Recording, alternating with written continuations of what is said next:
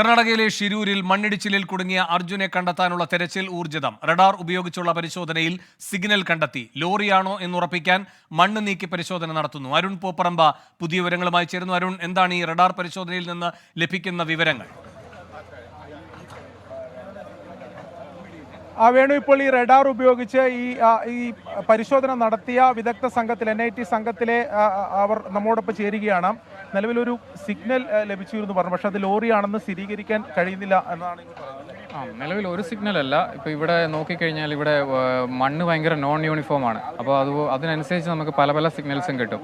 അപ്പോൾ നമ്മൾ മെയിനായിട്ട് നോക്കുന്നത് വണ്ടിയുടെ ഒരു പ്രൊഫൈൽ ഉണ്ടല്ലോ, ആ ഒരു സൈസിൽ നമുക്ക് ഊഹിക്കാൻ പറ്റുന്ന ആ ഒരു രീതിയിൽ സിഗ്നൽ വരുന്നുണ്ടോ എന്ന് നോക്കണം. അപ്പോൾ കൺസിസ്റ്റൻ്റ് ആയിട്ട് ആ വണ്ടി ഉണ്ടെന്ന് നമുക്ക് ഗസ് ചെയ്യാൻ പറ്റുന്ന ആ ലൊക്കേഷൻസിൽ സിഗ്നൽ കിട്ടിക്കഴിഞ്ഞാൽ നമുക്ക് പറയാം വണ്ടി ഉണ്ടായിരിക്കാം എന്ന് നമുക്ക് പറയാം. അപ്പോൾ അങ്ങനെ ഒരു സിഗ്നൽ ഇതുവരെ കിട്ടിയിട്ടില്ല.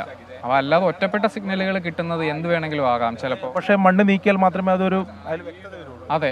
പിന്നെ വേറൊരു കാര്യമുള്ള എന്താണെന്ന് വെച്ചാൽ, ഇത് ഡ്രൈ സോയിലിൽ യൂണിഫോം ആയിട്ടുള്ള സോയിലാണ് നമ്മൾ ഇങ്ങനെയുള്ള ഡിവൈസ് വെച്ചാൽ കറക്റ്റായിട്ട് സിഗ്നൽ കിട്ടുന്നത്. ഇവിടെ ഭയങ്കര നോൺ യൂണിഫോം ആണ്, വെള്ളം ഒരുപാടുണ്ട്. അതെല്ലാം ഇതിൻ്റെ റീഡിങ്ങിനെ അഫക്റ്റ് ചെയ്യും, ഹൈറ്റിനെയൊക്കെ അഫക്റ്റ് ചെയ്യും. അപ്പോൾ നമ്മൾ ഓൾറെഡി ഇപ്പോൾ ഉള്ള ഹൈറ്റിൻ്റെ മേളിൽ നമ്മൾ റീഡിങ് എടുത്തു. അപ്പോൾ വീണ്ടും മണ്ണ് മാറ്റിക്കൊണ്ടിരിക്കുകയാണ്. മണ്ണ് മാറ്റി കുറച്ചുകൂടെ ഹൈറ്റ് ആക്കിയിട്ട് വീണ്ടും റീഡിങ് എടുക്കും. അപ്പോൾ അങ്ങനെ നിൽക്കുകയാണ്. നിലവിൽ ഇത് ഇനി എങ്ങനെയായിരിക്കും റഡാർ ഉപയോഗിച്ചുള്ള പരിശോധന ഇനി മുന്നോട്ട് പോകും? നിലവിൽ ഈ ലഭിച്ച സിഗ്നലുകൾ കൂടുതൽ എന്തെങ്കിലും പരിശോധന ഇല്ല. ലഭിച്ച സിഗ്നൽ നമുക്ക് കൂടുതൽ പരിശോധനയ്ക്ക് വിധേയമാക്കിയിട്ട് കാര്യമില്ല. അത് ഡയറക്റ്റ് നമുക്ക് അതിൽ നിന്ന് തന്നെ അനുമാനിക്കാവുന്നതേ ഉള്ളൂ. അങ്ങനെയാണ് നമ്മൾ ലൈവായിട്ട് എന്ന് പറഞ്ഞാൽ സൈമൾട്ടേനിയസ്ലി നമ്മൾ അങ്ങനെയാണ് ചെയ്തു പോകുന്നത്.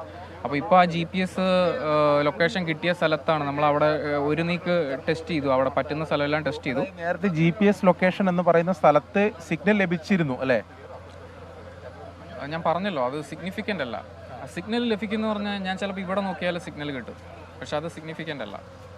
അത് പ്രോപ്പറായി ലോറി എന്ന രൂപത്തിൽ അതിൽ ആ രീതിയിലുള്ള പ്രൊഫൈലിൽ സിഗ്നൽ ലഭിക്കുന്ന ഒരു സിഗ്നൽ ലഭിച്ചിട്ടില്ല. ഇല്ല. വീണ്ടും മണ്ണ് മാറ്റിക്കൊണ്ടിരിക്കുകയാണ്, എന്നിട്ട് വീണ്ടും ടെസ്റ്റ് ചെയ്യും.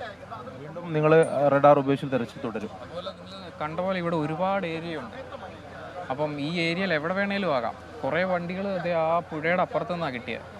ഒരു ടാങ്കറിൻ്റെ ടോപ്പൊക്കെ ആ പുഴയുടെ അപ്പുറത്തു നിന്നാണ് കിട്ടിയത്. പുഴയിൽ അവർ തെരച്ചിൽ നടത്തുന്നുണ്ട്, ഇവിടെയും തെരച്ചിൽ നടത്തുന്നതാണ്, ചെയ്തുകൊണ്ടിരിക്കുകയാണ്. ഒരു പ്രതീക്ഷ ഇന്നിപ്പോൾ വെതറൊക്കെ ഉള്ളതുകൊണ്ട് നമ്മൾ ഫാസ്റ്റായിട്ട് തന്നെയാണ് ചെയ്യുന്നത്. പ്രതീക്ഷയുണ്ട് എന്ന് പറയാം. കറക്റ്റ് GPS ലൊക്കേഷനിൽ നിങ്ങൾ ഈ റഡാർ പരിശോധന പൂർത്തിയായോ? അതിൻ്റെ ഒരു 30 മീറ്റർ ചുറ്റളവിൽ പറ്റുന്ന സ്ഥലത്തെല്ലാം നമ്മൾ വെച്ച് നോക്കി.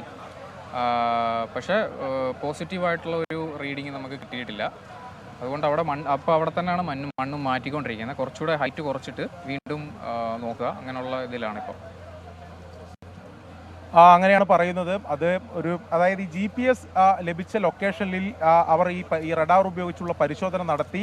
എന്നാൽ നിലവിൽ അത് കണ്ടെത്താൻ, അതായത് ഈ ലോറിയുടെ പ്രൊഫൈൽ എന്ന ലോറിയുടെ രൂപത്തിലുള്ള എന്തെങ്കിലും ഒരു സിഗ്നൽ കണ്ടെത്താൻ സാധിച്ചിട്ടില്ല. നമുക്ക് ദൃശ്യങ്ങളിലേക്ക് തന്നെ പോയാൽ ഇപ്പോൾ അവിടെ ഈ മണ്ണ് നീക്കം ചെയ്യുകയാണ്.